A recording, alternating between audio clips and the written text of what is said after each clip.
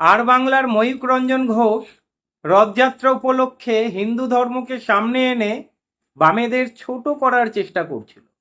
ভাবছিল শোভম ব্যানার্জি হয়তো ওনার কথার উত্তর দিতে পারবে না। ময়ূক রঞ্জন ঘোষ কি বলছেন, ক্যাসা লাগা, মানে শিবের মাথায় জল ঢালছে, আজকের বিশাল আয়োজন মানে রথযাত্রা উপলক্ষে। কিন্তু ভুলে গিয়েছেন বামেদের পেছনে লেগে লাভ নেই, বামেদের কাছে যুক্তি রয়েছে। হিন্দু ধর্মকে সামনে এনে বামেদের ছোট করার চেষ্টা ছিল না তো এইটা। ভিডিও ক্লিপটা দেখাবো, ভিডিও ক্লিপ দেখলেই আপনারা বুঝতে পারবেন ময়ূক রঞ্জন ঘোষকে কিভাবে চুপ করিয়ে দিল। কারণ ময়ূক রঞ্জন ঘোষের কাছে কোনো উত্তর ছিল না। এমনিতেও ময়ূক রঞ্জন ঘোষের কাছে কোনো যুক্তি বলে কিছু থাকে না, মানে উনি যুক্তির কিছু ধার ধারে না। কিন্তু গোটা স্টুডিওর সামনে ময়ূক রঞ্জন ঘোষকে কার্যত ল্যাংটো করে দিল। ভিডিও ক্লিপটা আপনারা দেখুন, কথা হবে। कैसा लग रहा है, কিরকম লাগছে? যে দেখানোর চেষ্টা হচ্ছে যে কোনো একটা বিশেষ রাজনৈতিক দল বা কোনো একটা বিশেষ মিডিয়া হাউস হিন্দু ধর্মকে রক্ষা করছে, এই জায়গাটায় আমাদের আপত্তি। আমারও আপত্তি।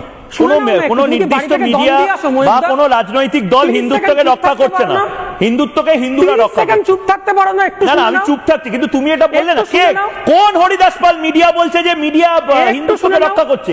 ওই হরিদাস পাল মিডিয়াকে ডাকো না। এই তো রিপাবলিক বাংলা করছে, রিপাবলিক বাংলা করছে। রিপাবলিক বাংলা বলছে না, রিপাবলিক বাংলা কাঠবেড়ালি, রিপাবলিক বাংলা কাঠবেড়ালি হয়ে হিন্দুত্বের হয়ে যে চারণ কবির ভূমিকা যারা নিয়েছে। তুমিও তো শুভম ব্যানার্জি তো। হ্যাঁ, ব্যানার্জি তো। আমি বলছি উদযাপন করো। তুমিও ময়ূক রঞ্জন ঘোষ তো। আমিও গীতা পড়েছি, তুমিও গীতা পড়েছো। সর্বধর্মান পরিত্যাজ্য মামেকম শরণম ব্রজ অহম ত্বং সর্ব পাপেভ্য মোক্ষস্বামী মা শুচ, গীতায় লেখা আছে 18 নম্বর অধ্যায়। আবার একই কথাটা এই যে আয়াত, সেতে মুসলিমরা যে পাঠ করে, কলমা পাঠ করে, সেই কলমায় লেখা আছে লা ইলাহা ইল্লাল্লাহ মুহাম্মাদুর রাসূলুল্লাহ। এই দুটো কথার প্রথম যে গীতার শ্লোকটা বললাম, তার মানে কি? যে ভগবান বলছেন সমস্ত কিছু ত্যাগ করে কেবলমাত্র আমার শরণাগত হও, আমি একমাত্র সমস্ত পাপ থেকে তোমায় মুক্তি দিতে পারি। আমরা ছোটবেলা থেকে বড় হয়েছি এই শুনে, রাকে হরি মারে কে, মানে ভগবানই একমাত্র সবাইকে রক্ষা করছে। আর আজকে এই বিশেষ রাজনৈতিক দল, আজকে বিজেপি, আরএসএস, আজকে রিপাবলিক বাংলা দেখাবার চেষ্টা করছে যে তারা ভগবানকে রক্ষা করবে, তারা রাম মন্দির তৈরি করে রামচন্দ্রকে রক্ষা করবে, তারা শ্রীহরি বিষ্ণুকে রক্ষা করবে। আমাদের আপত্তিটা সেখানে। তারা দেখাতে চাইছে তারকেশ্বরে তারা শিবকে রক্ষা করবেন, মহাদেবকে রক্ষা করবেন। আমাদের আপত্তিটা এখানে। তোমরা প্রতিবাদ করেছিলে আজকে তোমরা তারকেশ্বরে বাম প্রার্থী শুভম তারকেশ্বরে, আরে বুঝেছি জগন্নাথ মন্দির, শুভম আমি জানি চিরবির করছে, সরকারি টাকায় শুভম আমি জানি চিরবির করছে, শুভম এই ফুলগুলো করছে চিরবির করছে, আমি জানি। তারকেশ্বরে কথাটা শুনে নাও শুভম, সরকারি উদ্যোগে হচ্ছে, মুখ্যমন্ত্রীর উদ্যোগে হচ্ছে। তোমরা এই দ্বিচারিতা বন্ধ করো। কেন দ্বিচারিতা কি হয়েছে? মুখ্যমন্ত্রীর উদ্যোগে হবে না তো কি? ময়ূক রঞ্জন ঘোষকে জিজ্ঞাসা করতে চাই, ক্যাসা লাগা? শোভম ব্যানার্জির যুক্তি ক্যাসা লাগা? উত্তর বোধহয় ওনার কাছে নেই। উনি হয়তো ভাবতেও পারেনি সিপিআই নেতা শোভম ব্যানার্জি এইভাবে স্টুডিওর সামনে, অপমান বলবো না, তাকে কার্যত ধুইয়ে দিল। হিন্দু ধর্ম শেখাতে এসেছে বামেদের। বামেরা পড়াশুনো করে রীতিমতো, বামেরা উটপাটাং কথা বলে না, যুক্তি ছাড়া কথা বলে না। এই আর বাংলার স্টুডিওতে আমি অন্তত দেখেছি এই ধর্ম, হিন্দু, জেহাদি এর বাইরে বেরোতে চায় না। এরা বিজেপি ছাড়া কাউকে চেনেই না। সাংবাদিকের কাজ কি? সরকারের কাজ কি? সরকারের কাজ কি কোনো নির্দিষ্ট ধর্মকে নিয়ে নাচানাচি করা, যেটা মুখ্যমন্ত্রী করছেন? মমতা ব্যানার্জি যখন করতেন তখন এই আর বাংলার স্টুডিওতে বসে মমতা ব্যানার্জিকে কলঙ্কিত করতেন। মানে আপনারা জানেন কিভাবে কথা চলত। কারণ তখন টার্গেট ছিল মমতাকে সরিয়ে বিজেপিকে ক্ষমতায় আনা। এখন বিজেপি ক্ষমতায় এসে একই কাজ করছে। সরকারে এসে 5 লক্ষ টাকা করে দিচ্ছে মানে রথ কমিটিকে। আপনারা জানেন এইসব ঘটনা, আপনারা জানেন। এটা কি কোনো রাজ্য সরকারের কাজ? 5 লক্ষ টাকা করে ওই 50টা রথ কমিটিকে না দিয়ে সেই টাকাটা উন্নয়নে কাজে লাগাতে পারতো। কিন্তু এই সরকার কার্যত বোঝা যাচ্ছে যে হিন্দুদের এক জায়গায় রাখার একটা পরিকল্পনা। আমরা তো দেখেছি ঈদের সময় বা মহরমের সময় এই সরকার কি তাদের জন্য কিছু করেছে? আমি বলছি না করতে হবে, বা খ্রিস্টান ধর্ম পালন হয় বড়দিন, সেই সময় কি কিছু করে? আমি বলছি না করো, কারণ সরকারের কাজ আমি অন্তত মনে করি কোনো ধর্মকর্ম করা নয়।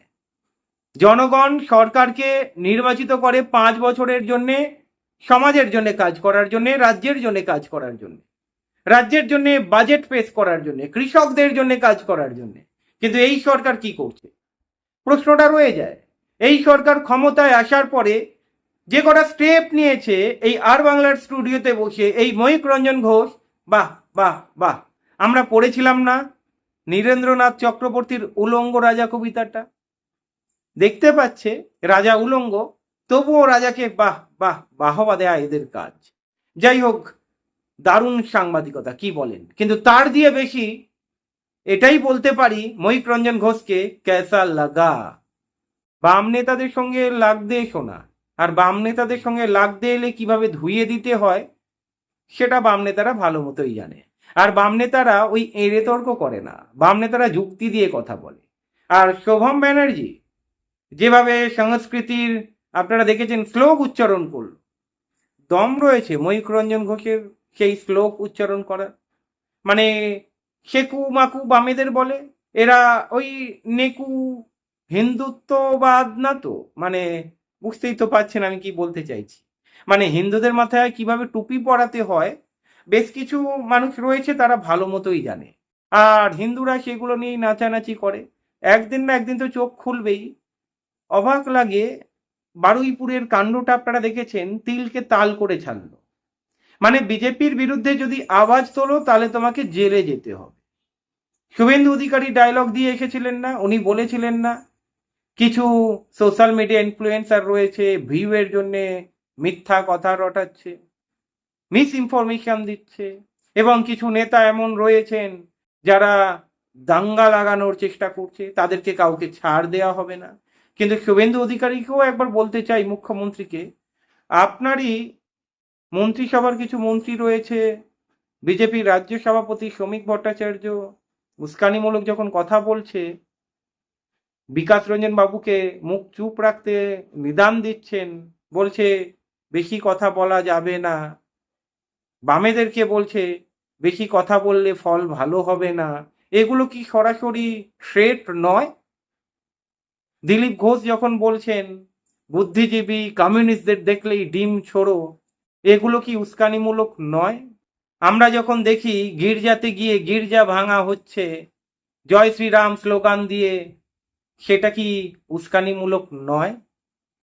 এই নিয়ে তো আর বাংলাতে কোনো ডিবেট করতে দেখি না। যখন তৃণমূলের নেতারা বিজেপিতে চলে আসছে, বিজেপির উত্তরীয় গলায় পড়ছে, সেই বিষয়ে তো কোনো শো করে না ময়ূক রঞ্জন ঘোষ।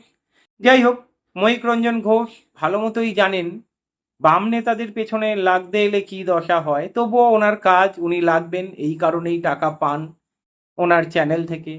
বিকাশ বাবু একবার ধুইয়ে দিয়েছিলেন, শতরূপ ঘোষ দিয়েছিলেন, সৈকত গিরি দিয়েছিলেন, আবার শোভম ব্যানার্জির কাছে ধোলাই খেলেন বলতে গেলেন, বাগযুদ্ধে হেরে গেলেন, মুরগি বানালো। আর বাংলার স্টুডিওতে বসে বলতে গেলে আর বাংলার ডেরায় গিয়ে বামপন্থী নেতা আর বাংলার সাংবাদিককে ধুইয়ে ছেড়ে দিল। আপনাদের মনে হয় এটা সাংবাদিকতা? সাংবাদিকতার কাজ এটা?